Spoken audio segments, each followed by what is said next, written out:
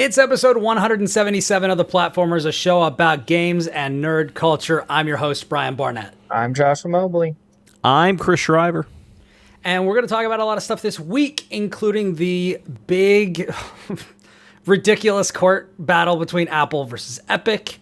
We're going to talk about swimming. We're going to talk about going out into the wild. Where shall we start? I don't know. Think? Where should we start? I'm interested in this whole Apple legal battle with Epic thing. It's wild.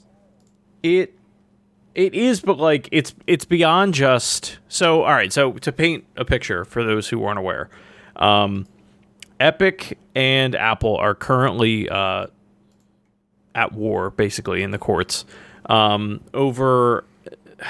So the App Store on iOS is a closed ecosystem, and a few months back, you may remember there was you may have seen like the ads for Fortnite that said like hashtag free Fortnite, and it was like a rip on like the 1984 Apple commercial that was like super famous, like back when Apple like first came out. It was like a rip on, that scene in that movie. So ridiculous. But the whole thing behind it is that with the App Store being a closed ecosystem, they take 30% of the cut of any and all developers that host content in their stores. It's a big, profitable market share for Apple. It's how they get a lot of money. They're part of their reasoning, Especially because mobile gaming is so huge. right? Well, yeah. And there are a lot of great games there that have a lot of microtransactions that people invest a ridiculous amount of money in. Right. So you have companies like, Nintendo with like Mario Kart Tour, 30% of those sales have to go to Apple because they're hosting it in their stores.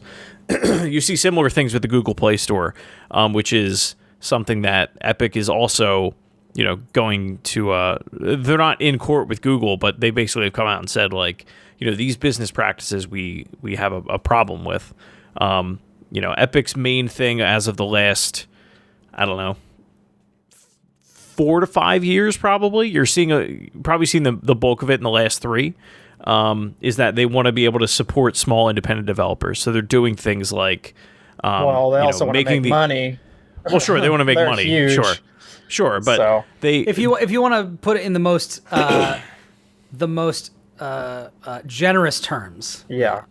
This is one of the things, at least the people that are defending Epic, is that they want to make an environment where, hey, we can give an indie developer the Unreal Engine, the license for it. They can make whatever game they want to make. Then they can put it on the Epic Game Store, and Epic's only going to take a 12% cut of that game, whatever it's sold.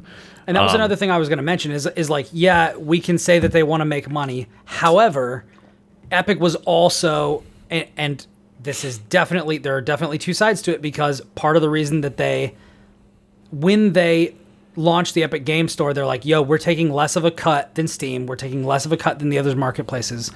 Part of the reason that they did that was definitely to get developers to sign on with them for, to put stuff on their marketplace because they would make more money. Or one of the reasons why they, like Xbox with Game Pass, offer like signing bonuses for exclusives is like because they're entering a market where Steam exists, which is the platform on PC.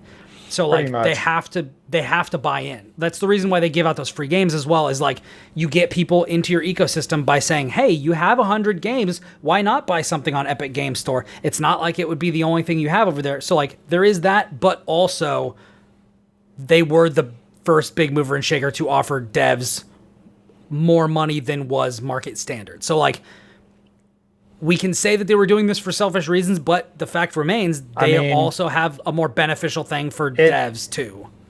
Yeah, but at the same time, like they're basically forcing themselves into a market, and I'm fine with there being multiple stores. I'm not one of those people that's like, we should just only have Steam, because I'm like, no, we should maybe have some more, right? But competition is good. Yeah, but while at the same time, yeah, they are paying devs like more. I seriously doubt that if they could get into the market while getting 30%, they would do it. Like, Probably. you know. So to complete the whole thing on like why they're actually in court right now is because, you know, a few months back you saw those ads. Prior to those ads, Epic basically said, hey, to bypass the Apple App Store channels, we are going to integrate our payment system in our, like, you know, if you're going to buy V-Bucks in Fortnite, that is linked within iOS directly to Epic. So all of their profits were not going to, or they were going to Epic. They weren't going, you know, Apple wasn't getting their cut, which, you know, Apple, that's when they pulled it from the App Obviously Store. had and beef with it. Yeah. Right, yeah, because you're going against their terms of service and things like that. What's interesting about this whole legal battle is this would not just pave the way for, okay, you can get, if Epic is able to get through to this, then you can get the Epic Game Store, allegedly, on every iOS and Mac device. They're all running the M1 chip. So at that point, it makes that level of development that much easier for the Mac ecosystem, which is one interesting aspect of it, but I don't think that's what Epic is really going for. Yeah. What I find interesting, though, is this is not the only, you know, digital storefront that is... part of Epic's whole thing is that, like, Apple is basically running a monopoly because the App Store is the only app store that's available on iOS. Because you're in that closed ecosystem, Apple is in control of what does and doesn't make the marketplace. Which is interesting because I don't know if this is what you were segueing towards, but somebody's also done, like, making moves on PlayStation because of this. I saw this. Oh, I didn't know that. I saw that, and I'm like, how are you even gonna pull this off? They made literally the same exact argument. Well, that's where Sony, right, yeah. And that's where this was all headed. Is, you know, I'll the pull that up while Microsoft. You're talking. Okay, so the Microsoft Store, obviously, you can get it on Xbox consoles. You can get it on anything that's licensed that has a Windows license. So you're tied within the Microsoft ecosystem. But you can do this with any number of storefronts that are exclusive to the physical hardware platform that, like, it was developed for. It raises the interesting question of, like, if Epic wins, where does it stop? Like, can you, in theory, put the Nintendo eShop or whatever it's called now? I mean, if Nintendo were inclined to do so. Yeah, it's like, are you then required to be able to download, like, have Game Pass on PlayStation? Because I don't feel like that's going to be possible. No, right? No. I mean, there are obviously a lot of, like, technical hurdles and challenges. Like, you're not going to be able to download PS5 games on a Switch. Like, that's not what this is about. Yeah, and it's just about the, you know, it's about the possibility of the marketplaces, the digital marketplaces that we know of now, potentially changing. My guess is that nothing will change throughout all of this. I don't think anything's going to change. I think that Apple will continue to be... I mean, they already have, I would assume, 30 to 40% of the mobile market, right? Yeah. Because you have to remember, here in the US, it's a little different. We have different... Like, here in the US, we just think, oh, Apple and Android, right? But, like, there's so many others out there that we just don't have, that I assume have all their own stores. Like, Amazon technically has their own mobile store for, like, Fire tablets and stuff. And it's Android based, but it's not the Google store. No, and I mean, but you can get put that. the Google store on it, but it's not guaranteed that all your stuff's going to work, right? Because of whichever version of Fire tablet you have, right? But I literally just did that last night.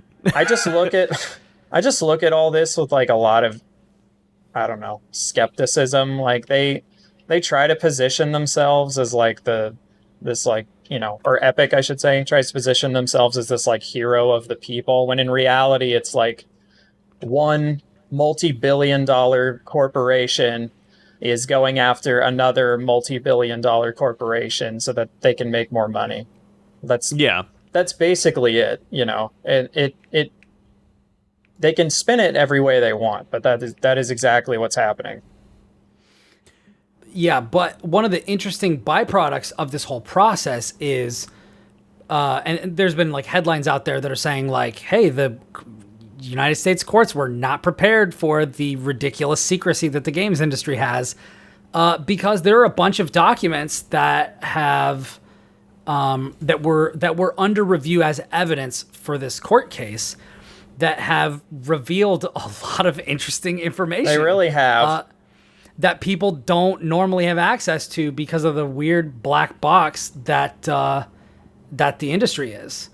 A lot of even like financial information that only really, people working in the financial area of like that company would actually have access to. Yeah. Yeah. Quickly before we move into that, and if somebody wants to like kind of grab some really standout stuff from that piece, I have the thing open. Okay. Cool. Yeah. So I can go over like there's a little bit of a timeline because it's separated by days. Because it's been going on about a week. We can really stop on the big stuff. Yeah, I really want to stop on the big stuff, but we'll go over it. But before we do that, on Bloomberg by Robert Burnson, Sony Interactive Entertainment LLC is operating an unlawful monopoly by restricting purchases of PlayStation games to its in-house store, consumers claimed in the lawsuit. Basically, what they're doing is they're citing the Sony stopping selling codes in third-party retailers like Amazon, Best Buy, and Walmart. So you couldn't actually buy download codes for games anywhere else. As a result, Sony's PlayStation Store became the only source for digital PlayStation games, the consumers said. So it's potentially a class action lawsuit.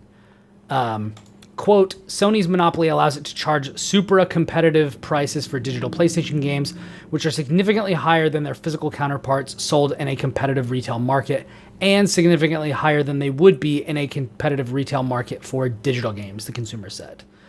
People end up paying as much as 175% more for downloadable games than the same ones on disc, according to the suit. Ooh. Which is true. Like Nintendo, wait, say that last bit again? People end up paying as much as 175% more for downloadable games than the same games on disc, according to the suit.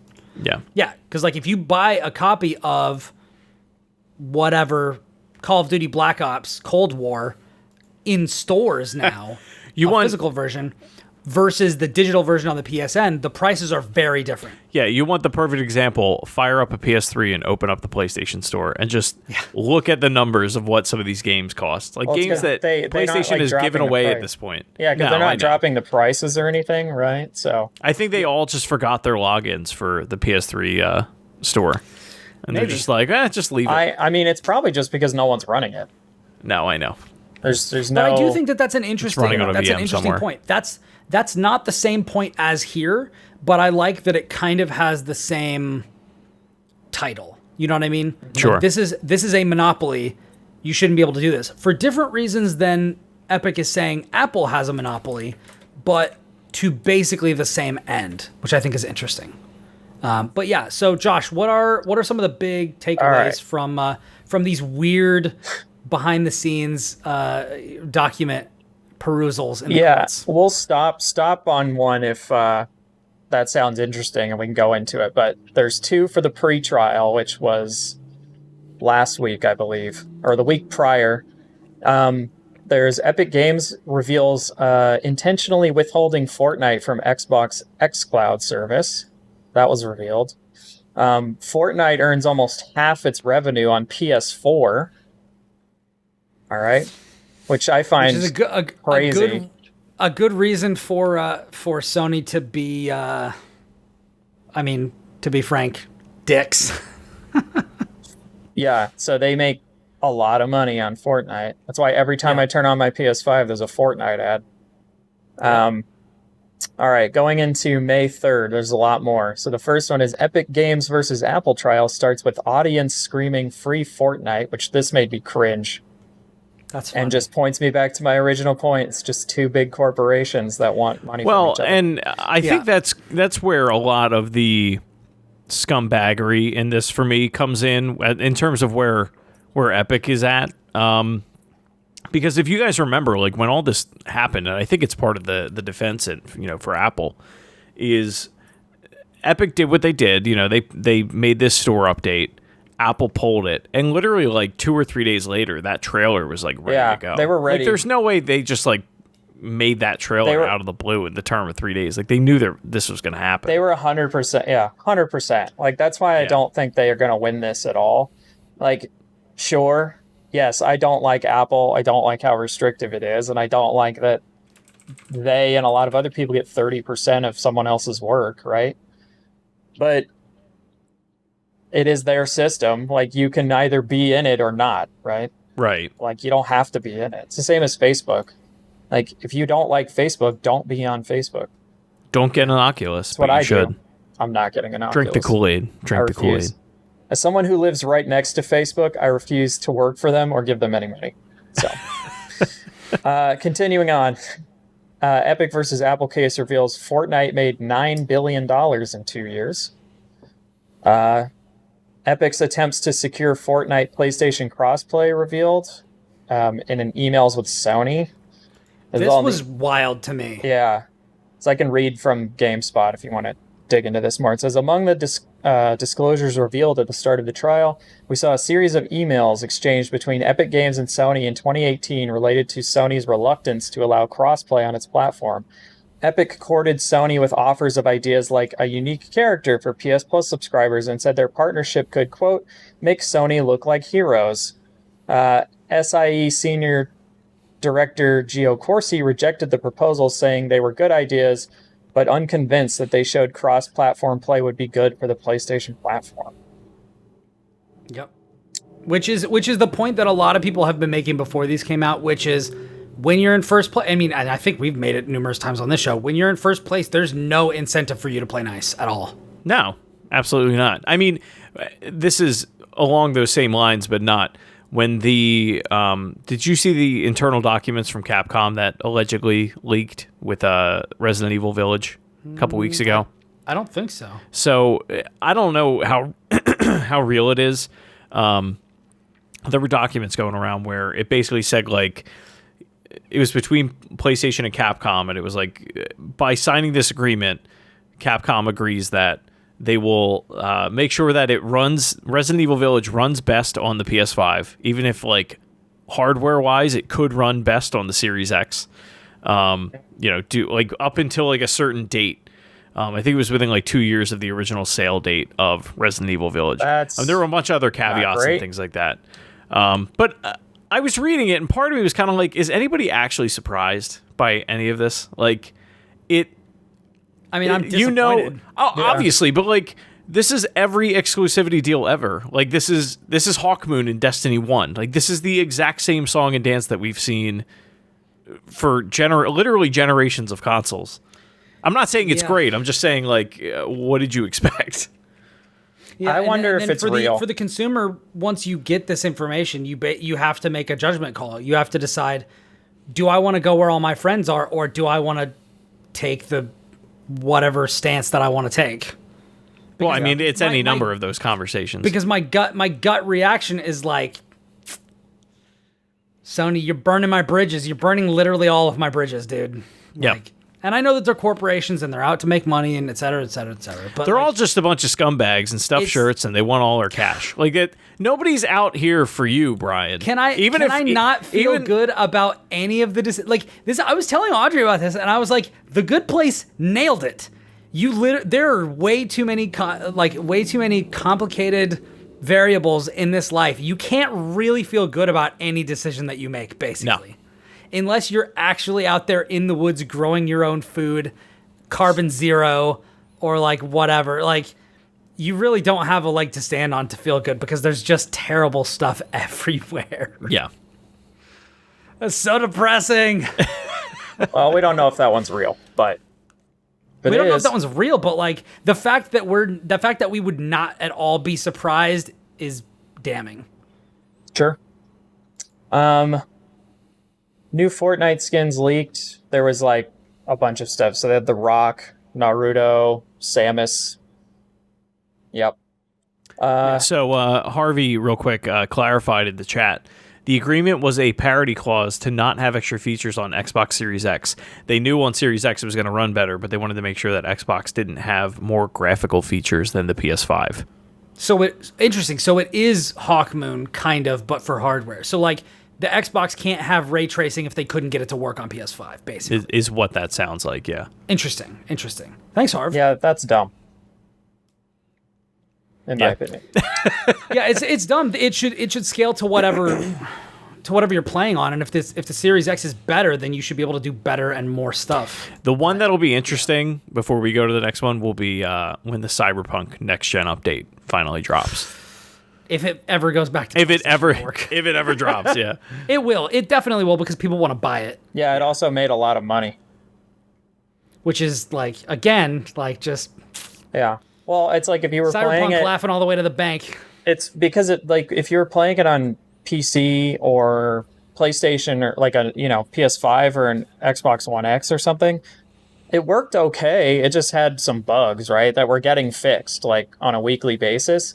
So like I played the whole game and 90% of the time it was fine. And yes, I had some annoying crashes and some other things, but for the most part, like, the game functioned, right, with a few minor problems. I'm sure if I went back now, it's probably better than it was, and it'll continue to get better. That game's going to continue to sell really well, but it is funny that it's not on the store anymore and stuff.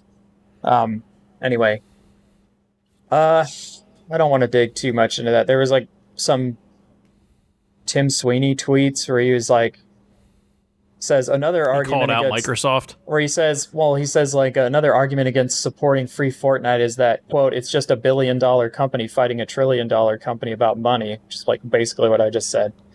Says, but the fight isn't over. Epic wanted a special deal. Like, it's about the basic freedoms of all consumers and developers. I'm like, all right.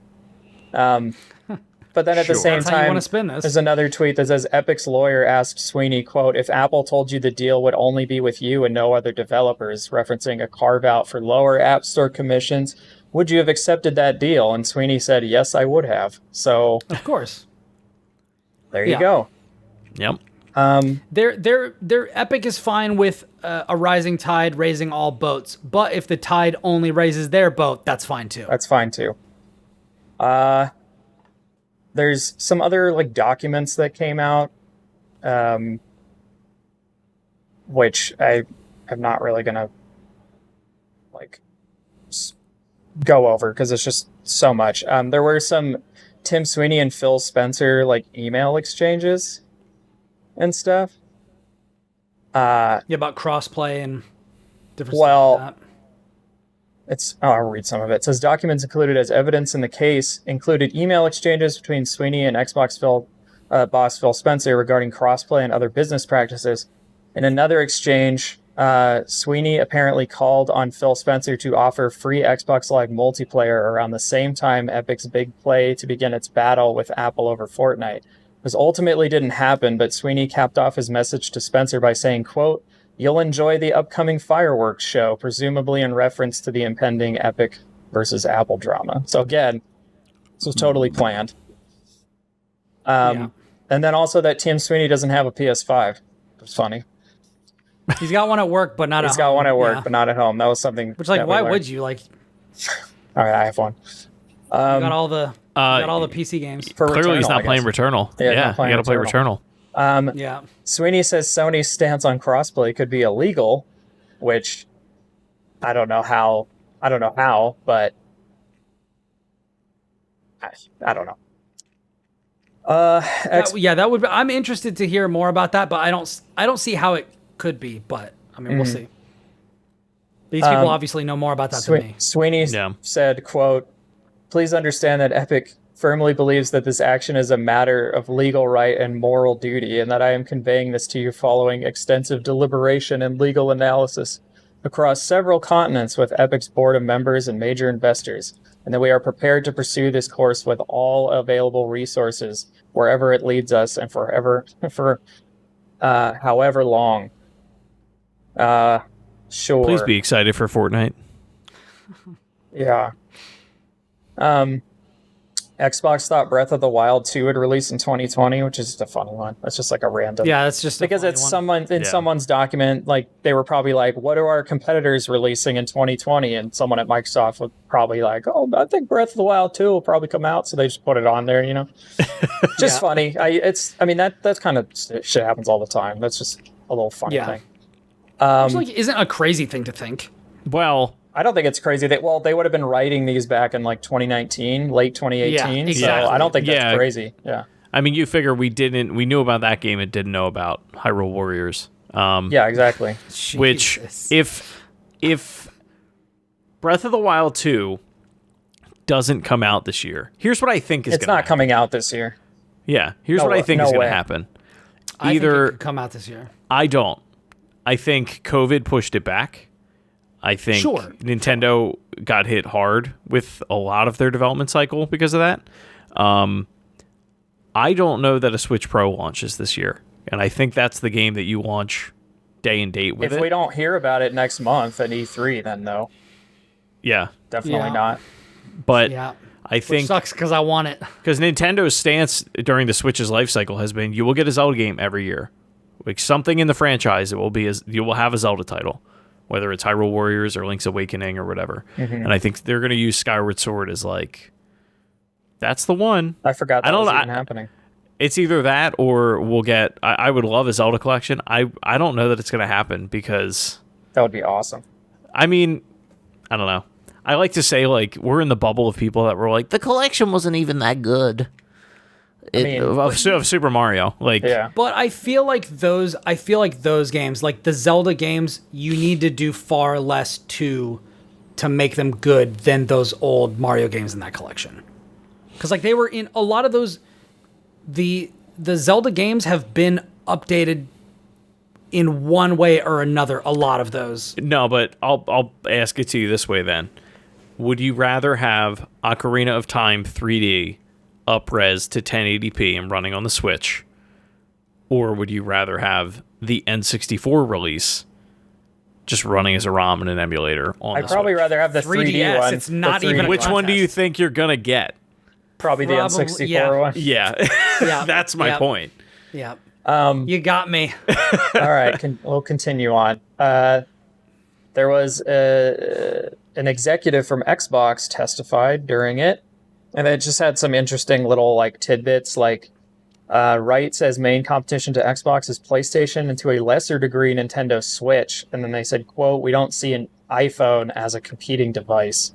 And then... What did you see? Do they have the percentage of people playing on iPhone in that? No.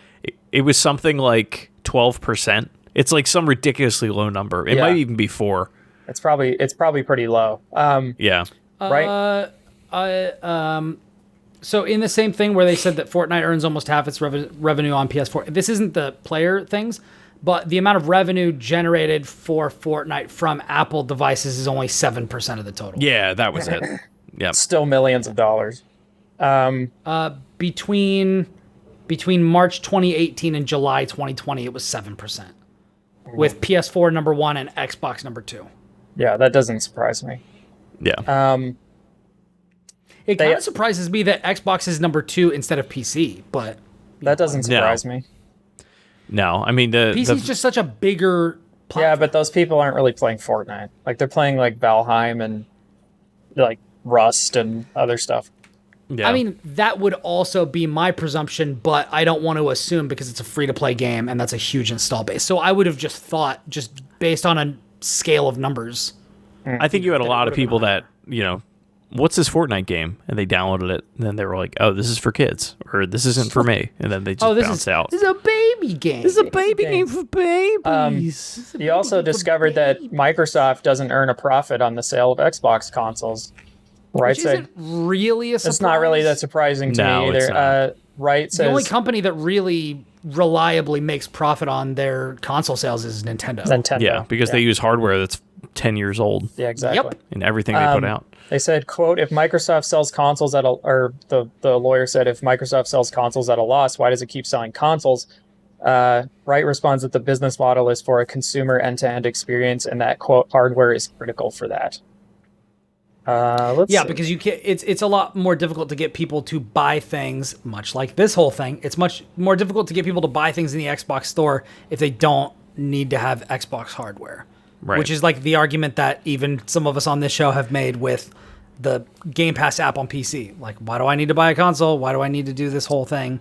If I can More just on buy that this? later. This is one I hadn't heard of, where during his testimony on Thursday, Apple's store manager, Matt Fisher, discussed Apple's relationship with Epic.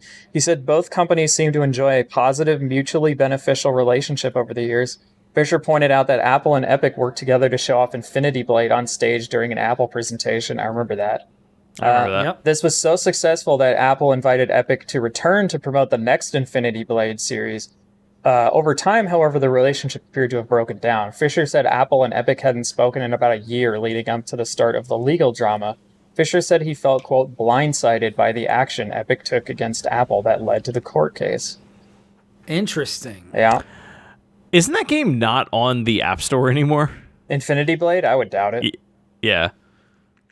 That was just like- thing is like some early games that I played on iOS don't exist anymore. Did you guys ever play the Chaos Rings game? It was like a Square Enix RPG, and it was like $20 on the iPhone. Like I think it was like, let me actually look. It's a lot for an This is iPhone like game.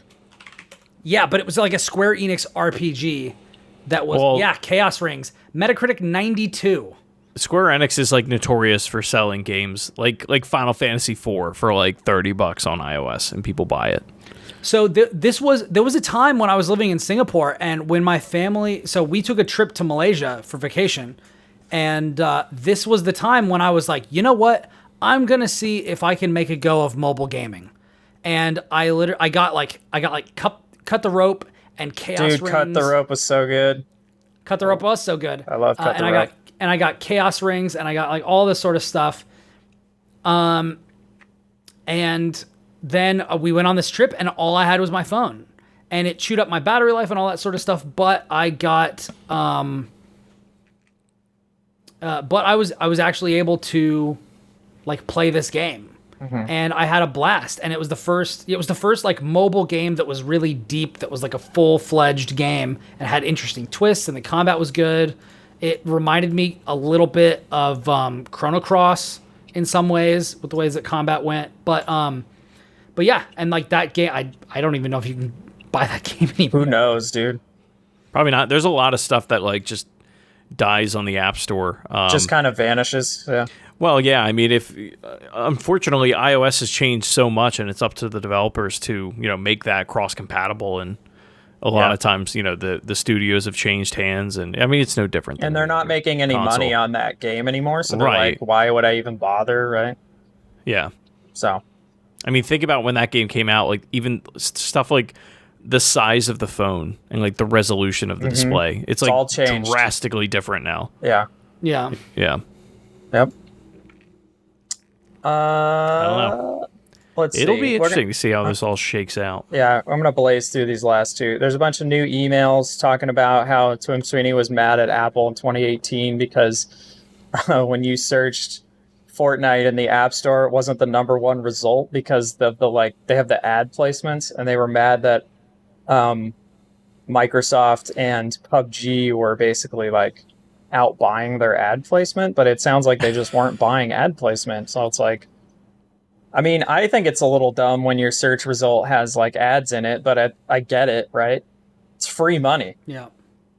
I don't get it. I think that's one of the worst things about the App Store experience on iOS. Yeah. When they You shouldn't be incorporated getting that. ads when you're searching for games. I mean, you shouldn't. It's just but it's I confusing understand to the why. end user. No, I mean, sure, but like if I'm, it's just stupid. It's bad for people who don't know what they're doing.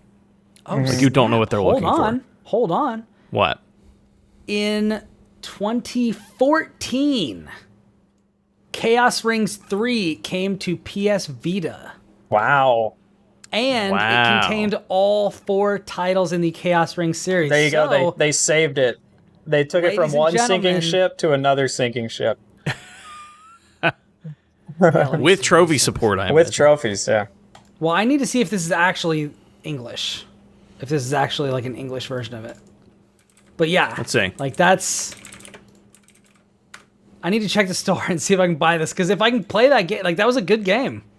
Chaos Rings 3 prequel trilogy, a physical copy on Amazon is $52.74. Damn. Jesus Louises. There's Looks like weirdos there's a- like you out there, Brian. They're trying to get it.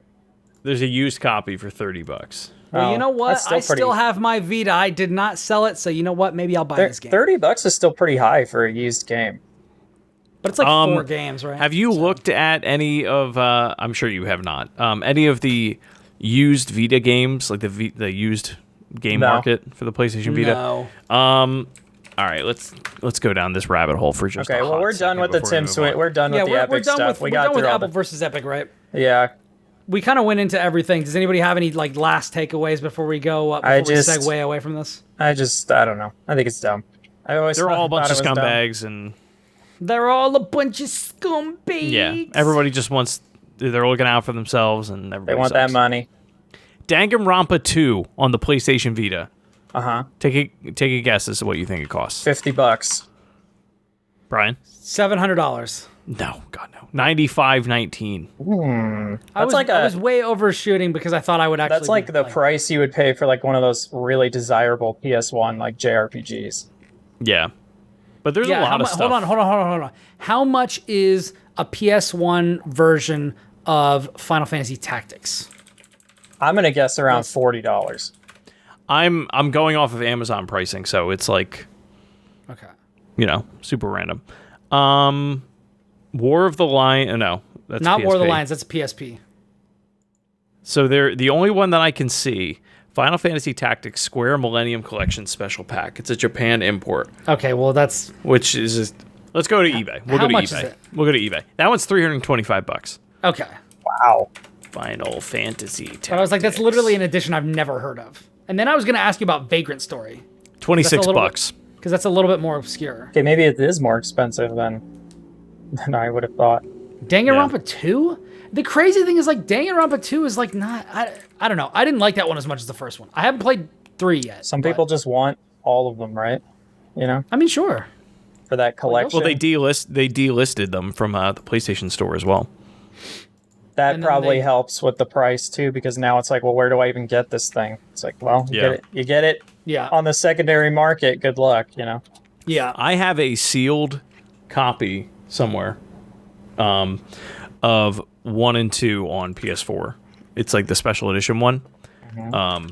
That I've been like, maybe I should sell this someday, and I just Maybe now's the time. maybe now's the time. Who knows? Yeah. We shall see. Anyway, Well- yeah, that's that. Let's talk about some other things. Let me go ahead and tell you that yesterday, this is a little bit of personal news. Oh boy. Personal news. A little bit of personal happenings. Yesterday, we went out to Audrey's parents' house because we're all vaccinated and all that sort of business. And they recently got a pool. And Nice. Riley had her first swim, which was very Nice. fun. Nice. So we were just chilling outside. It was nice. It was like 82, 83. And we had a partially shaded pool, partially in the sun, hanging out, throwing rings into the pool and fetching them underwater in one breath, all this sort of business. You know what that is, Brian? What? It's the perfect recipe for the worst sunburn of your life. But we lathered up, so we're all good. There you Good. go. Because when I was in 6th grade and I went to this kid Ian's birthday party, Frickin' I did Ian. not lather up. Freaking Yeah. Ian. We were at his grandparents' house. We were in the shade. It's not a big deal, he kept saying. I have permanent freckles on my shoulders from that day. Wow. It was... I never had freckles there before I might that. too, dude. I got You some. burnt. I got some really Yeah. bad when I went to Florida the first time. I got some like incredibly bad sunburn to where it like bubbled up with the water and everything in there. Oh, yeah. Oh my God. Yeah, it Oh, was yeah. terrible. That's exactly what I had. I don't and- like that. All I could do was sit inside, rub aloe vera, sit in front of a fan, shirtless, and play Yeah. Lego Star Wars on Xbox. I basically was I swear shirtless to for God, like I an thought you were entire going to say week. Banjo Kazooie. No. Yeah, I couldn't wear shirts for like a whole week, basically. Man, Yep. don't- you love the feeling when you put aloe on and then you have to do something with a shirt on and you put the shirt on and then It later you have to sticks to you? peel it off your Ugh. back. Yeah, that's why you don't do that. How's that one feel, Just Chris? exists Can you with no shirt. feel it? I can feel it. I've lived that way too many times. Yeah. I burn so badly. I burn Yeah. badly too. I don't do well with the sun. Anyway, what have we been up to this week? Well, I have been continuing to play Prey and another game that I can't talk about. Cool. So I'm not done with Prey yet, but I will say, playing it over the past, I don't know, like week and a half or something like that. Like I haven't been able to play it as much as I would like. I think I've mentioned it just briefly in passing last episode. Mm-hmm. So I think I've been playing it for like a week and a half or a week plus, whatever. But man, I am at the point where I might like this more than Bioshock. Wow. It's a fucking statement if I've ever heard it. Yes, it is. I mean, we've talked about the fact that Bioshock is 66% a good game, and then that last third is not a good game. We have talked about that. I really hope Prey sticks the landing, because if it does, this is shooting way up my list of I'm all-time curious faves. to see if it does also. It's so... Have either of you played this game or beaten it? I've played it, and I watched Nicole beat it, so I've seen the ending.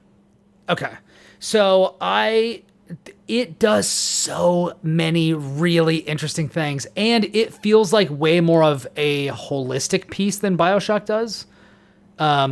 And I'm not just talking about like Bioshock Infinite or something, because I feel like Bioshock 2 is very much one piece. Like I think Bioshock 2 is probably overall the strongest game in that series. I'm with you. I'll die on this hill with you, because I actually everyone talked so much crap about Battleship, Bioshock 2, and I'm like, no, this is a really good game, minus that one level where the only thing you have to do is like get the little sisters. That level's terrible because it's not a level. Like it's nothing happens. That level's awful. Everything else in that game is great, and I miss the multiplayer dearly. It was super fun.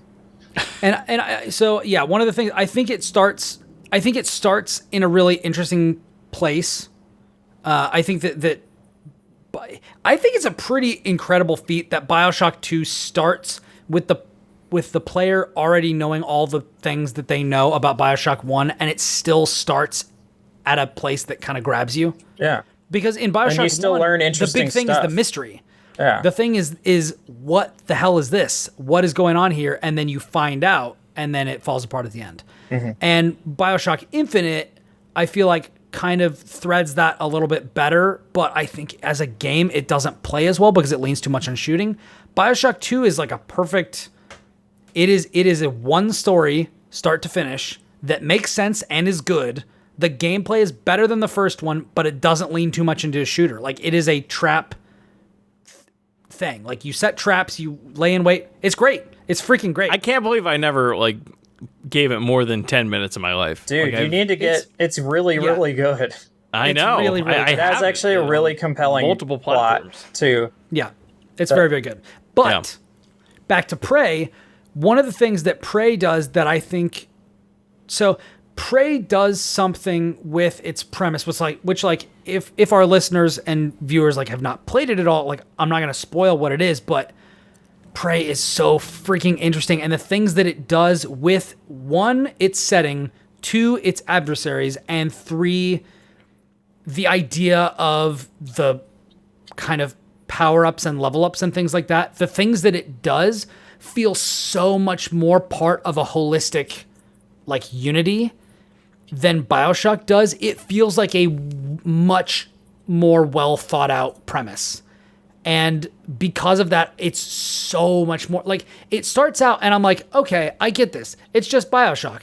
And then as you learn this thing and you're looking around the station and you're discovering emails and you're listening to voice memos and you're getting these power-ups and stuff, like it comes to life in a really fascinating way.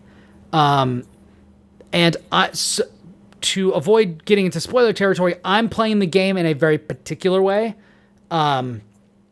It's by Arcane, who also did Dishonored, which I also adore. And because of that, they kind of have this underpinning philosophy of like, you could play the game this way, or you could play the game this way. you could lean into stealth, or you could lean into guns blazing. You could also lean into this sort of a skill tree or this sort of a skill tree. And because of that, I'm playing it very particularly one way, and then I will probably play it again and do it the polar opposite way. But right now, the promise of like what those playstyles could mean for the end game, especially given that I know how Dishonored and Dishonored 2 go, whether you go high chaos or low chaos, like I'm so interested to see how this game ends. Like, it's so freaking good. Like, all I want to do is just get off this podcast and just go play more Prey. And I'm probably going to end up staying up way too late to do exactly that. You need to get some sleep. I do need to get some sleep. I'm very tired. But anyway, that's what I've been up to, and I really can't wait to beat it. Hopefully I will beat it this upcoming week, and then next week I can give you kind of my full thoughts about it. But right now I'm having a blast. And as we said before, it looks ridiculous and plays amazing on the Series X. So sick. Nice. No. Oh, did you try that boost mode we told you about? I think it was automatically on. I hit pause, and it in the upper right hand corner it had like the time clock, and then underneath it said plus boost mode. So okay. I think it just was doing that automatically. Okay, it must be. Yeah. Because I tried to navigate over to the little plus boost mode thing, and I couldn't figure out how to do it. So I think it's just on. Nice. Sick. I got a 3080. You did. Week. Heck yeah! I did. You revealed that to us. You've been graced by the gods. Yeah, secretly after the show. Yeah. Friend of the show, John, managed to get a invite from NVIDIA. So we all signed up, everybody at work. Basically, like, NVIDIA had this thing where it was like a lottery to be able to buy one. Thanks, friend of the show, John. Yeah, so he already has full one. God-given Christian name. He is Jewish. Well, that's even crazier. Even better. Yeah, that's great. Yeah, that's freaking great. At least I believe he is. Anyway, he's Jewish. I think he. So he hooked me up with a card. Even funnier. But so the past couple of days I've been trying a couple different games. So like Half-Life Alyx runs incredibly well on it. Way better than the 980 Ti I had before. Gears of War 5, I actually played a lot more of that. Heck yeah, baby, here we go. So my last card used to like struggle playing that game. Like I would probably get like 45 frames, which like isn't terrible, but it's not great. And it was loud. Like I could hear my PC crying out in pain. Like this is just like I got it. It runs it very comfortably. That game though, I told you guys over the weekend. So I got past the second chapter in it. That game all of a sudden becomes this like hybrid of Gears of War and Uncharted 4, like very quickly. A little bit. Once you get out of that village. Is it all the snow? It's that whole snow section. I'm like, I feel like I'm in Madagascar in Uncharted 4. I love that snow section. Yeah, it's really cool. So I'm gonna keep going at it. I will say though, this whole thing though, it makes me question, like, what is the use case? Like, who needs which? Either a Series X or one of these cards. I feel like if you're somebody that, unless you really don't want to play on the couch, or if you do want to play on the couch, get a Series X. If you don't, and you're not into VR, I really can't think of a good reason to get like a 3080 at this point, or any of the new gen cards, unless there's something that's like PC exclusive. Have you played Gears 5 on Series X? Yeah. Okay. It runs incredibly well. Is it about the same? Yeah, it's about the same, but like really what it comes down to is the display that you're running it on. So like this is a 2K monitor. It doesn't have HDR. It's 165 frames a second, but I can't even get that on Gears 5. I can get up to like 120 though, right? Yeah, I get around 120, just shy of it. Shame, I know. Just slumming. So, but it's weird. Like 120 on a game like that, like doesn't really matter. Like I feel like 60 is that sweet spot for a lot of these. Gears is chunkier, so I feel like lower frame rates work for that more than they do for something like Halo. Right. So and my 60's enough for sure. Right, and then like my TV doesn't even go up to 120 frames, so it's like, you know, I'm gonna, if I have my choice, I'm probably gonna go with the 4K on the TV if it's available. But I also really like playing it on mouse and keyboard. So, but it is nice being able to go back and forth between them. Mm-hmm. Yeah. John is Jewish. I think he confirmed in the chat. Thanks, John. Jewish John in the chat. We don't need to call him that, but okay. No, we do not need to call him that. No. Anyway, so the other game I was playing though, Doom Eternal, man. So I haven't had a game that this monitor goes up to 165 hertz. Mm-hmm. And I haven't had a game that's looked this good and can run this well. Like it just sits at a locked 165. And it is like the most beautiful, buttery smooth experience I've ever had on a PC. It is freaking awesome. That's awesome. I like that game. What did you play it on? PC. Okay. And the console had nothing to do with it. I think Brian and I have talked a bunch of times about Doom Eternal on the show, but we're not super big fans of it. Oh. Nope.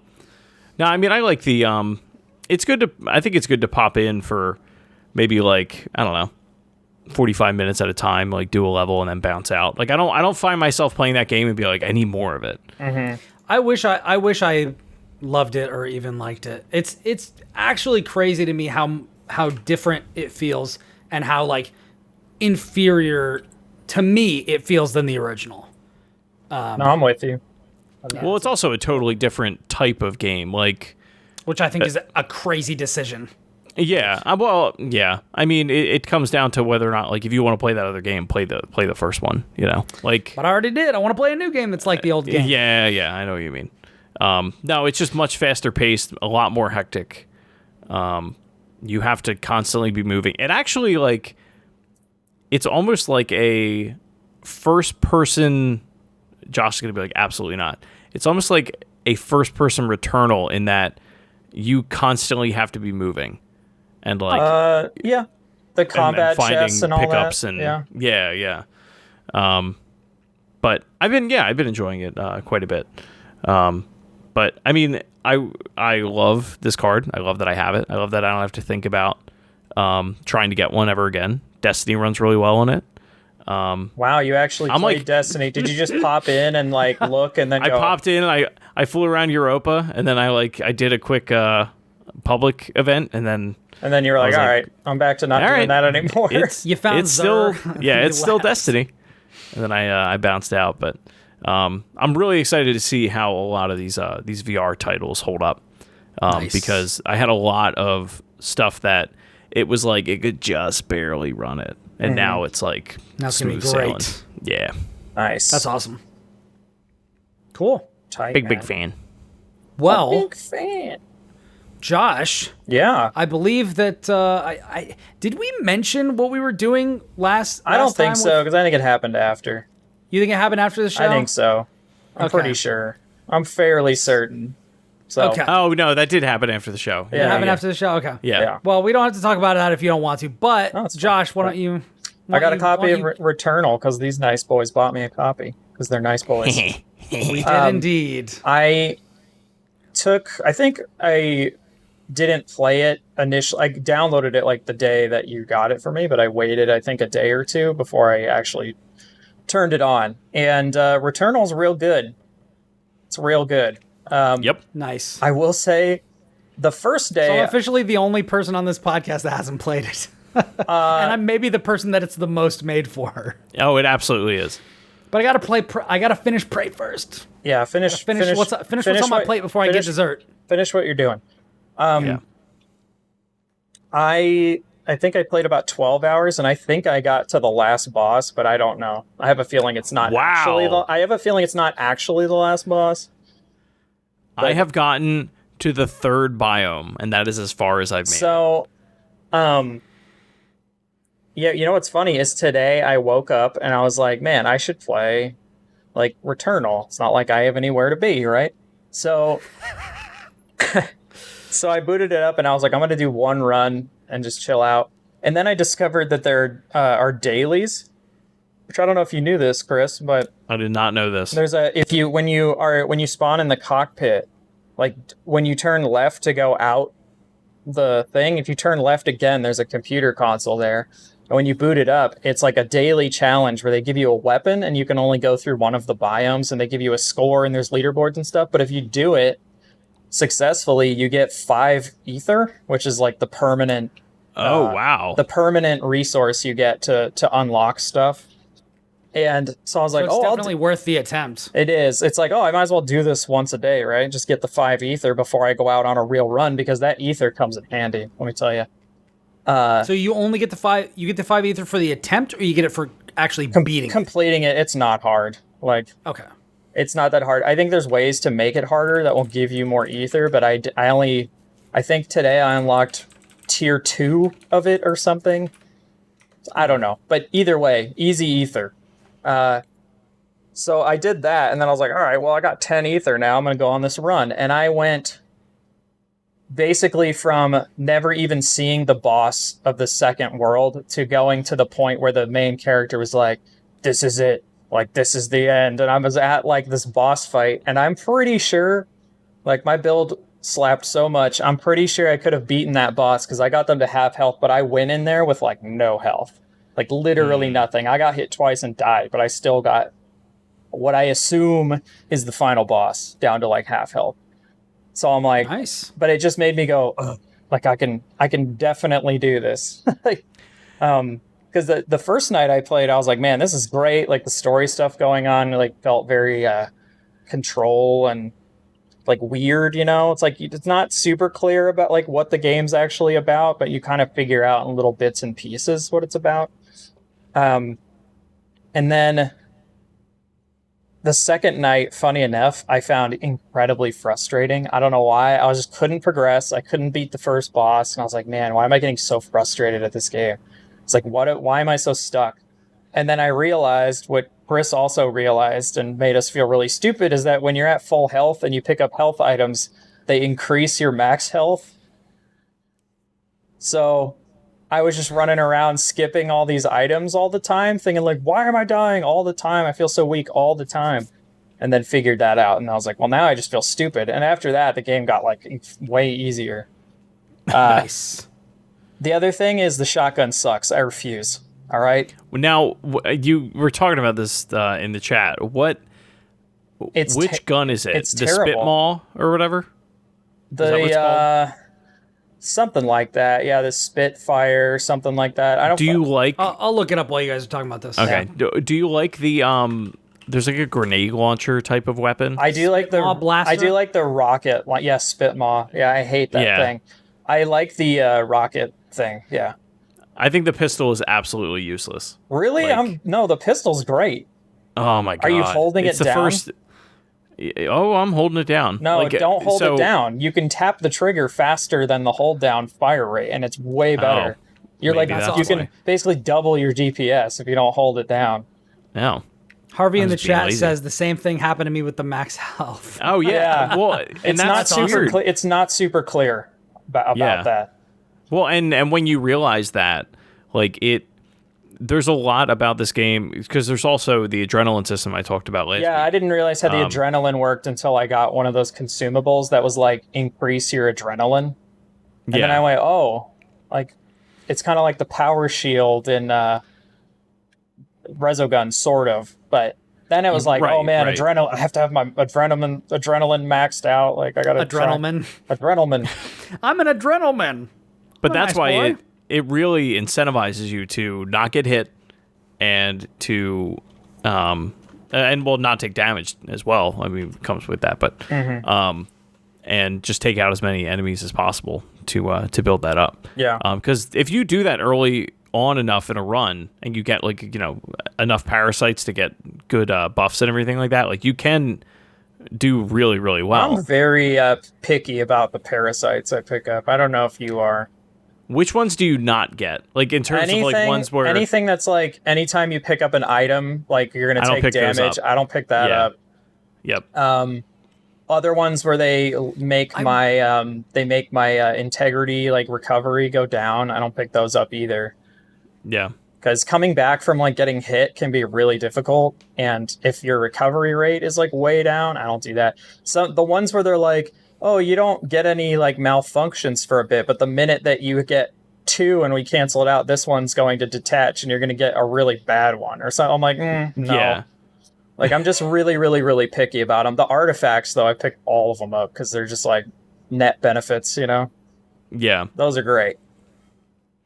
Now, when you do, like, if you were to sit down and play like a brand new run right now, would you go through all of the first biome second? Every time. I try and That's clear how it I out am. every time because, leveling up your weapon thing is so useful, especially when you get it like to about 4 or 5 before you even go to the second biome. Then it's like the enemies aren't that hard, or they're not as hard. They get harder as you get into the mountain or whatever you're doing in there.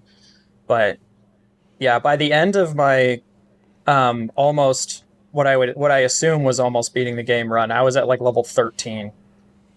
I think it was pretty high. I think that run was almost 2 hours.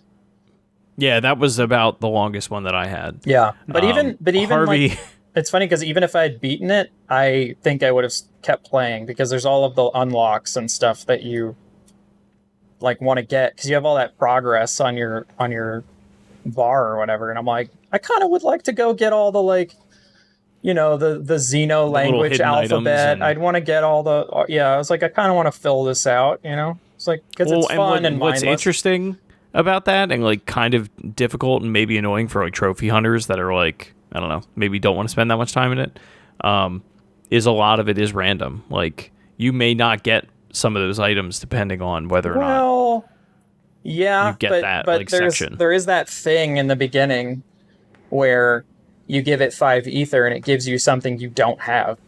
Yeah, and I do that usually. Like if do I you have really? it, yeah, I do. And like whenever, because I want to get like the more options you have, I feel like the better, you know. Because it's not like the enemies don't drop like stuff that often. They drop stuff pretty often. Yeah. And the more options you have, like when they're dropping stuff, I feel like makes your runs go a lot better. And now that I have the upgrade from the 3rd level that lets you go up those lights or whatever, now I'm like, oh man, what have I been missing? Like in the first, you know, level or whatever that I can get to now. So very excited. Harvey in the chat says parasites are mostly useless unless you're doing an S&M run. I did get a trophy for and I didn't know it was a trophy when I did it, but I just grabbed like 5 parasites because they were all there, and I'll like screw it, and it gave me some trophy where it was all like there's no coming back or something. Yeah. You're like completely infected. Yeah. Or whatever. That run went very poorly, but it it was still interesting that I could do it. I actually had one that did really well with that. But it was because one of them said like one of the buffs was something along the lines of like for every parasite attached, you get like plus 20% integrity or something like that. Yeah, I got one of those where it was like weapon damage, and I had one parasite where like it said, "Oh, your money disappears 1 second faster," and I was like, "Ooh, oh no, how scary!" You know, and the benefit was like so much better. So I was like, "All right, I'm taking this," you know. But yeah, what a great game. I'm excited to, like, part of me is excited that it's so short, but at the same time, I'm like, I almost wish there was a little more because I kind of want to know more about the main character. You feel like you don't learn much. Maybe that's intentional, but or maybe you're not at the end. That's what I thought. I was like, maybe this 3rd level isn't actually the end of the game, which I don't want to know, but we'll find out when I get there. We shall find out. Mm-hmm. Yeah, Returnal. Cool. Catch the fever. It's a good game. Catch the fever. All right. Anybody have anything else? Or shall we wrap? I think we're good. But wrap. Yeah. Well, let's do a rap sesh. Yeah. My name is Brian, and I'm here to say we're ending this podcast in a major way. Oh, God. We did it. Please no. Yeah, we did it. We did it. Rap Sesh has to be one of the titles. Rap Sesh? All right. Yeah. I got a couple of others already. I'm sure there's a couple. How does a bastard, orphan, son of a whore, make a podcast? All right. Ladies and gentlemen, thank you all for joining us for episode 177 of The Platformers. If you've got thoughts or topic ideas you want to share, let us know. You can hit us up in the chat live at twitch.tv/platformerspod, or you can hit us up on social media at platformerspod. You can find me on Twitter and Instagram at Ribnax, Ribnax. You can find me on Twitter at the Jawa Josh. I don't tweet that much anymore, but I'm there. And if you want to see the cool video essay stuff that I'm working on, you can go to youtube.com/braintap. Still working on Spider-Man. It's a big one. So I'm going to be saying that for the next week and a half, hopefully. Hopefully not any longer. 3 months later. No, I got a lot of time. Oh, I need to belt it out. So hopefully very soon. Nice. You can find me at Shrives93 on all of the things. Do I have anything going on? Do you? Nothing worth mentioning. Other than the fact you've got a cool NVIDIA card that not a lot of people I got a cool have. NVIDIA card. I'm hosting an event at my college this week. Nice. That's all I got. Okay, cool. Well, please review us on your podcast platform of choice. And if you have a good time with the show, tell friends about it.